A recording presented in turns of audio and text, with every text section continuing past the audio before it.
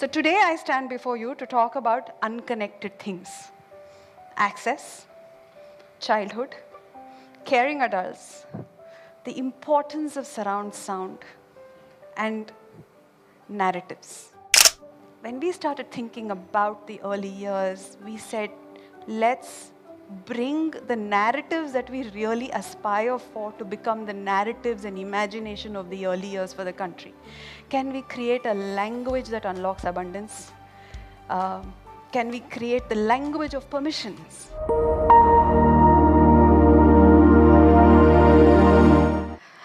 Today I have the unlikely task of following three stalwarts who I think deserve a standing ovation in this audience.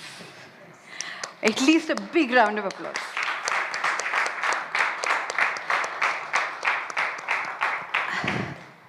I want to begin my conversation with talking about this word which has plagued me. It has followed me everywhere I have gone in terms of my life and career and choices I have made. Access. As a 21-year-old newly minted lawyer, if you had asked me that I would be standing many years later in front of a room like this, talking on this topic, my answer would have been no chance. This is not how you see your life play out in front of you. My first job was as a corporate lawyer. 3 years of that, and I knew that I couldn't do that anymore. My second job was working on access to information.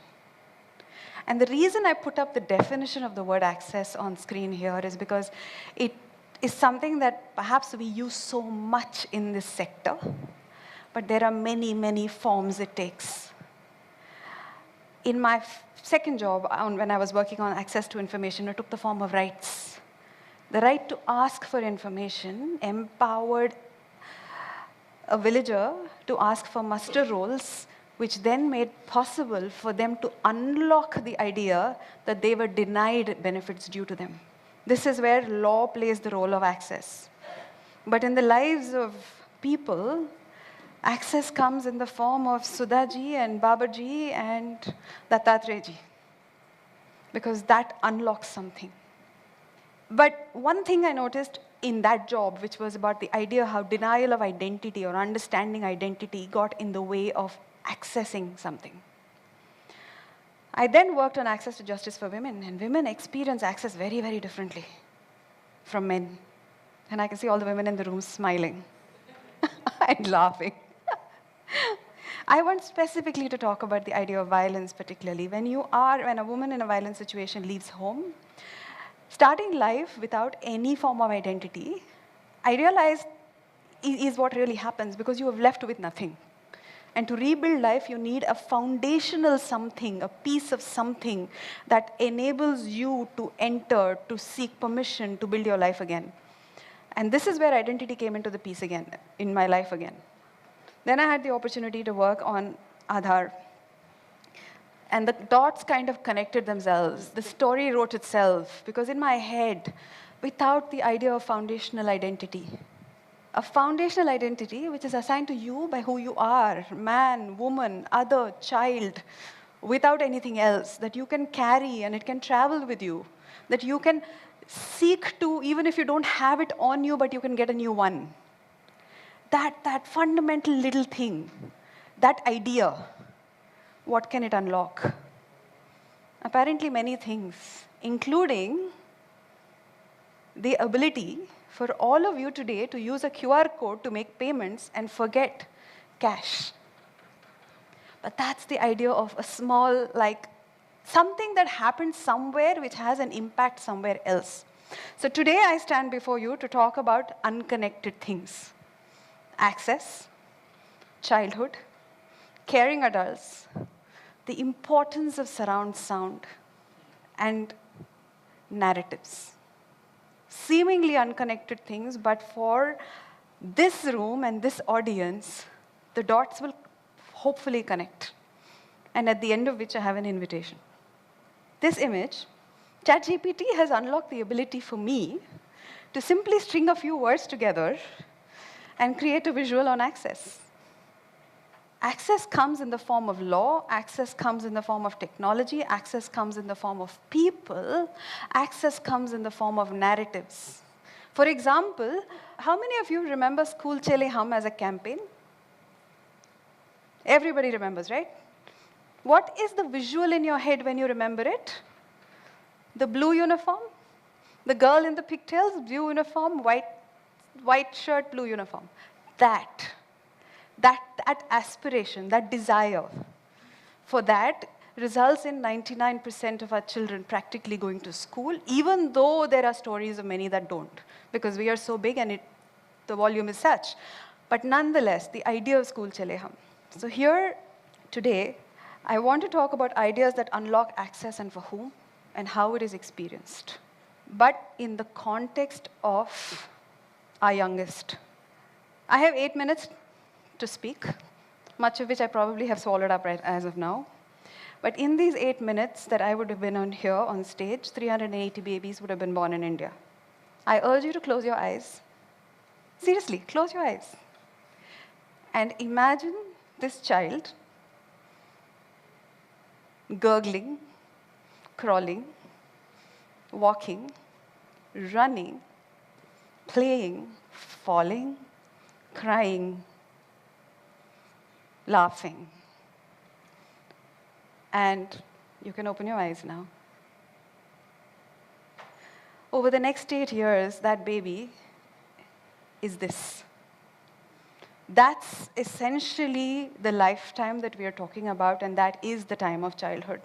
And I invite you, really, to think about our work, whether you call it FLN, where there are outcomes to achieve, but I really, really invite you to think about it in terms of childhood.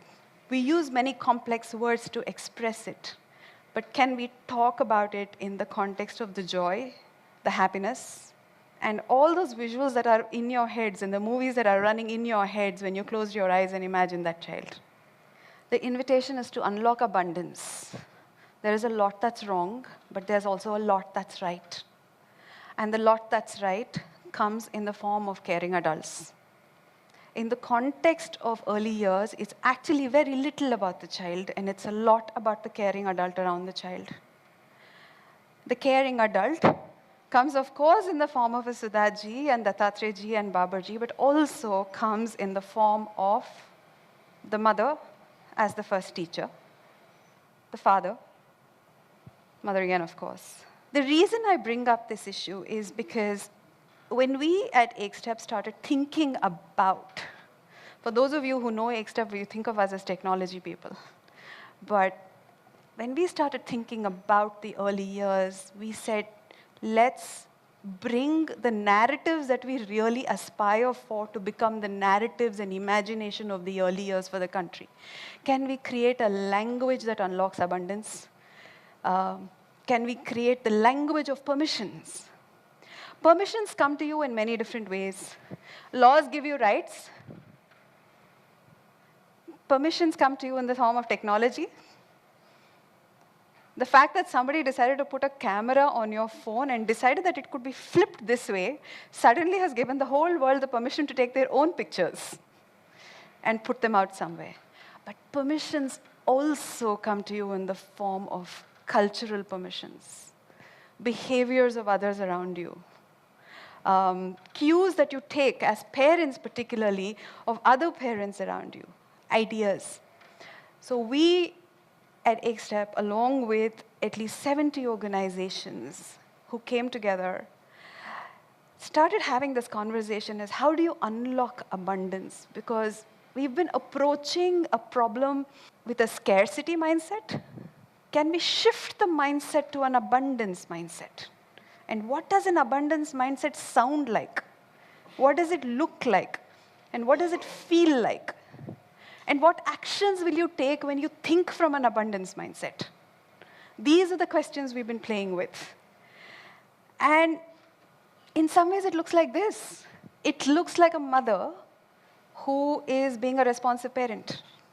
These are images of a family that was one of our partners in our Bachpan Manao campaign called Dost Education. They just wanted to capture images of responsive parenting in Indian household in Uttarakhand. None of this was orchestrated, none of this was created. You just hung around with families for a few days and captured the imagery in what they did on a day-to-day basis. The shift in mindset of this mother, of an engaged mother, versus someone who is stressed about life, which most mothers are, every mother is, and every father is too. But seeing that this that she is doing is resulting in the growth of her child, knowing that it is resulting in the growth of the child, actually is a hugely empowering narrative for her. This is what responsive parenting looks like, a conversation. This is what it looks like. Words which are in policy documents need to come into the public domain in visual form so people can engage and embrace it.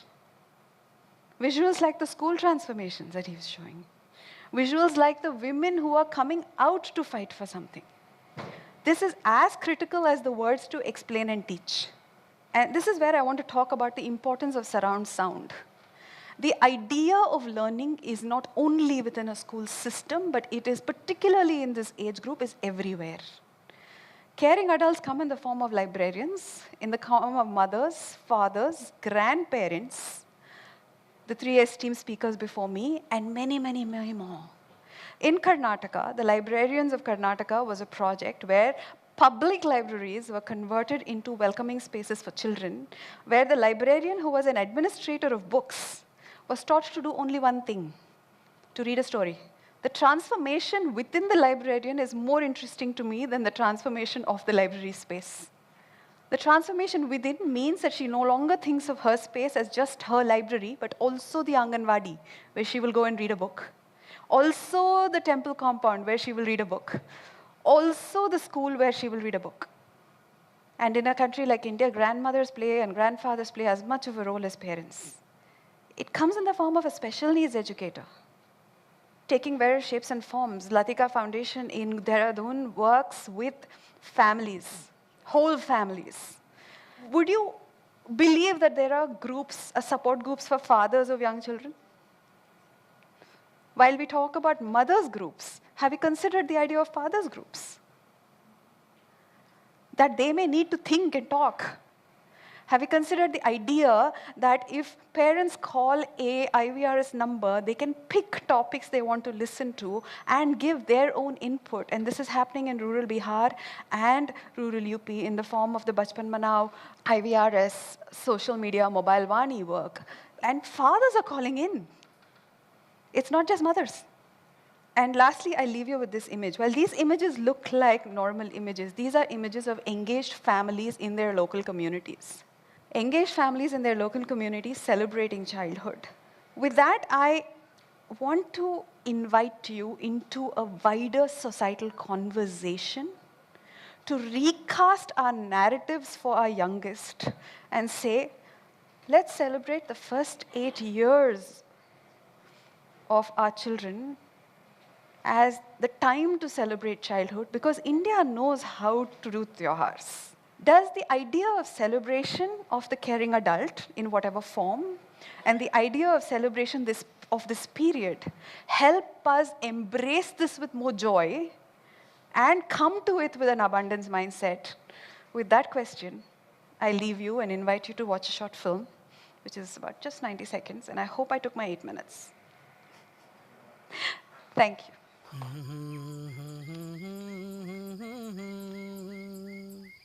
मुल की हसदी बुना से काठों मा होया कतगा रोते लोच मेरो गाँव मा होया माठो माठो आई ब्याखुनी पाख्यों मा होया माझी बाटू हिरणी चटियागी डेरा मा